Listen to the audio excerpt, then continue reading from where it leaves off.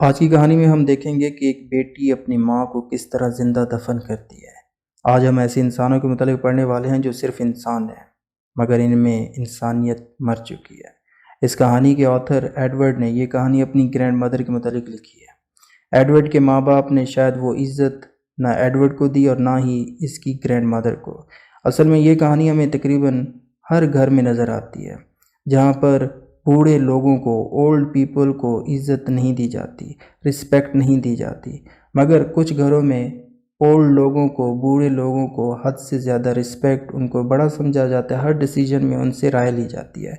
तो हर जगह पर ये सेम नहीं होता, मगर कुछ घरों में ये हो रहा है। तो ये कहानी हमें कुछ ऐसा दिखा रही है, और ये भी दिखा रही है कि कहीं पर अगर इज़्ज़त दी जा रही है ना, तो वो दिखावा है। वो लोग दिखावा कर रहे हैं ताकि ये लोग दिखा सके कि हम अपने बड़ों की कदर करते हैं, और इसी दिखावे में ओल्ड पीपल घर में किसी सम्मान की तरह पड़े होते हैं। मज़ीद इस कहानी में क्या होता है ये तो कहानी पढ़कर ही पता चलेगा। तो चलते हैं कहानी की तरफ। ये कहानी जब स्टार्ट होती है तो हम देखते हैं कि समंदर के साहिल पर एक स्टेज होता है। इस स्टेज पर ये करेक्टर्स होते हैं जिनके नाम grandmother, mommy, daddy, young man और म्यूजिशियंस होते हैं। ये इस प्ले के करेक्टर्स हैं जो अब एक स्टेज पर एक प्ले परफॉर्म करेंगे।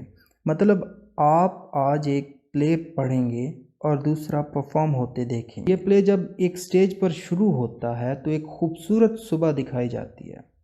इस स्टेज पर सारे करेक्टर्स अपने अपने रोल में होते हैं। सामने ऑडियंस भी पांव जमाकर बैठी होती है। तो एक यंग मैन नाम का करेक्टर स्टेज पर जाहिर होता है, पेयर होता है, जो आर्म एक्सरसाइज कर रहा है। ये सैंडबॉक्स के साथ खड़े होकर एक्सरसाइज कर रहा होता है। जब भी कोई नया करेक्टर स्टेज पर आता है ना, तो ये यंग मैन उन करेक्टर्स को वेलकम करता है, खुशामदीद कहता है। और इस यंग मैन में बच्चों की तरह एक्साइटमेंट भी देखी जाती है। खैर, अब इस स्टेज पर मॉमी एंड डैडी आते हैं। मॉमी को ये जगह इस बीच पर बहुत अच्छी लगती है। मॉमी म्यूजिशंस को आवाज़ देती है कि आओ और म्यूज़िक प्ले करो। तो ये म्यूजिशंस अब आ जाते हैं स्टेज पर। तो ये सारे स्टेज पर, सारे सीन में म्यूज़िक प्ले करते रहते हैं। इसके बाद मॉमी एंड डैडी जाते हैं और अपने साथ ग्रैंड मदर को लेकर इस सैंड बॉक्स में डाल देते हैं। ग्रैंड मदर ये देखकर, ये जुल्म देखकर चीखती है और उस सैंड बॉक्स को हाथों से खींचने की कोशिश करती है। मगर अब इतनी ताकत कहाँ इस बुढ़िया में कि सैंड बॉक्स को कुछ कर सके, हिला सके। अब मॉमी एंड डैडी सामने पड़ी चेयर्स पर बैठ जाते हैं। दूसरी तरफ ग्रैंड मदर इस दुख को दिल का हिस्सा बनाकर खामोश हो जाती है। लेकिन ये ऑडियंस को बताती है ग्रैंड मदर कि मैं 17 साल की थी जब मेरी शादी हुई थी। 30 साल की हुई तो मेरा हस्बैंड मर चुका था, और मैंने इस मॉमी को ना अकेले बड़ा किया है। इसकी सब ख्वाहिशों को पूरा किया है, सब डिज़ायर्स को पूरा किया है। और जब आज इस मॉमी की शादी एक रिच मैन से होती है ना, तो ये मुझे भूल जाती है। अब ये बात बताने के बाद, ये सब ऑडियंस को बताने के बाद, ग्रैंड मदर म्यूजिशियंस को कहती है कि ये म्यूज़िक अब बंद कर दें। म्यूज़िक बंद हो जाता है। इसके बाद ग्रैंड मदर अपने करीब खड़े यंग मैन को नोटिस करती है, जो एक एक्टर है और कैलिफोर्निया से ताल्लुक़ रखता है।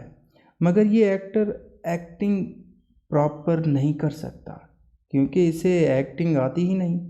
तो ऐसे में ये अपना ख्वाब, ड्रीम बताता है ग्रैंड मदर को कि मेरा ख्वाब है कि मैं फ़िल्मों में काम करूं।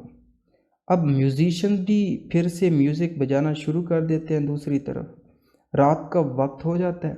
मॉमी एंड डैडी को लगता है कि अब रात होने वाली है और ग्रैंड मदर के लिए ना डेथ आने वाली है, मौत आने वाली है। ग्रैंड मदर को ले जाएगी डेथ यहाँ से।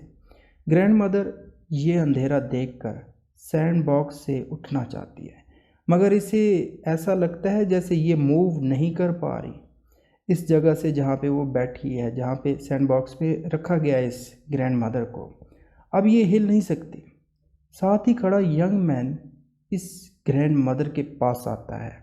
अब जैसे ही ये यंग मैन ग्रैंड मदर के पास आता है और आते ही कहता है कि ग्रैंड मदर, मैं मौत का फरिश्ता हूँ और तुम्हें यहाँ से लेने आया हूँ। जब यंग मैन ये कहता है ना, तो उस वक्त बच्चों की तरह कुछ पढ़ रहा होता है। ग्रैंड मदर यंग मैन की ये परफॉर्मेंस को देखते हुए तारीफ़ करती है और अपनी आँखों को बंद कर लेती है और मर जाती है। यहाँ पर इसी के साथ ये प्ले स्टेज पर ख़त्म हो जाता है और स्टेज पर लगे पर्दे गिरा दिए जाते हैं। तो उम्मीद करता हूँ ये कहानी आपको पसंद आई है। पसंद आई है तो लाइक कीजिएगा, सब्सक्राइब कीजिएगा, अपना फीडबैक कमेंट में देना ना भूलिएगा। Thank for watching this.